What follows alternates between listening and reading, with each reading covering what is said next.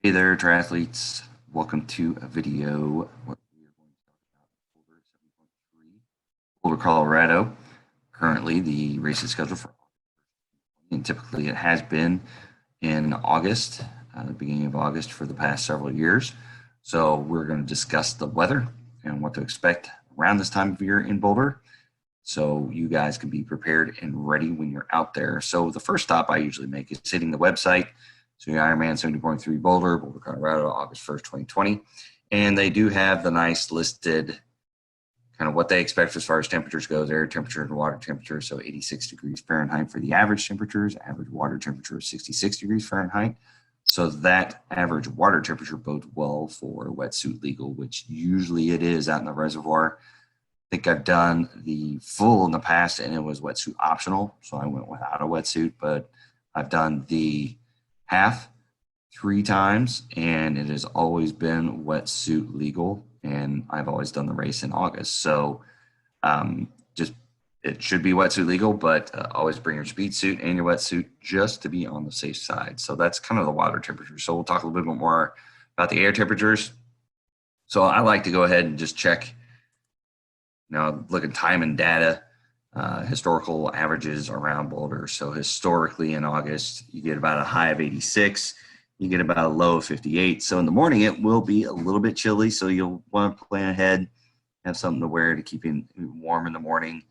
But once the race gets going, you should be plenty warm in the typical tri-suit without any additional need for any kind of clothing or anything.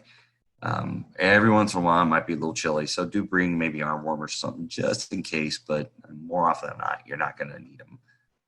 So that's typically what you're looking at as far as the air temperature goes for that time of year. I do go to weather.com. I mean, time of this recording, we're at the beginning of May. So if you look at weather.com out into August, I mean, they're kind of going with the average temperature of 87 and the average low of 58. So they don't really have a forecast right now for that far out in the race. But I do want to bring your attention down to, precipitation, average around a half inch. It can get a little interesting. Storms blow in rather quick around the Boulder area. So you might want to be mindful of that, maybe have a little bit of rain gear on hand. I know in 2018 when I was there, it was rainy and actually kind of cold the day before the race. The day of the race, it was actually pretty perfect. I think the highs got into the 80s. It was a great race. I planned my nutrition and hydration well and was able to have a pretty solid event. The year before that, kind of underestimated. It got a little bit warmer and I didn't pay attention to my hydration as much. Ended up walking a little bit more. I wanted to on the run. In 2014, I also did the race and it was kind of the same conditions, got a little bit warm on me, and I didn't quite understand nutrition and hydration as well as I do these days. So it was just kind of that was my second 70.3. That was just kind of a tough day out there. Glad I got it done, but there's a lot of walking on the second loop of that course. So do realize that when you're on the course, more often than not, you're going to be open to the conditions, especially on the run. There's a few little spots you might get some shade from trees, but overall you're going to be exposed to the elements. So I would go out there expecting high 80s by the time you're on the run. Expect the full sun, and especially at elevation, that sun is more intense. You will not feel the humidity. Like for me, I'm in Kansas City. When I go out in the heat like that, it's really humid. It's not going to be as humid, so you're not going to notice you're sweating as much because it'll evaporate you off of you as soon as you sweat. So you can't really notice, you're not going to be drenched in sweat out there. It's just going to evaporate off of you. So you do need to make sure that you're paying attention to your hydration, especially on the bike, to be able to get out there and withstand the sun. Even though it's not going to feel super hot just because it's, like I said, it's very dry. It's not very humid. So you won't necessarily feel it as much. You will feel some intensity in the sun. So just be ready for that. Be ready for the intensity of the sun, be ready for high temperatures, but do also be prepared in the background. It could rain. Stuff blows in all the time fairly quickly. It could actually be pretty chilly in August. Sometimes it might get the high of 60 or 70s. It just kind of depends. Like the weather changes very rapidly out there. So I would just kind of bring backups if you can.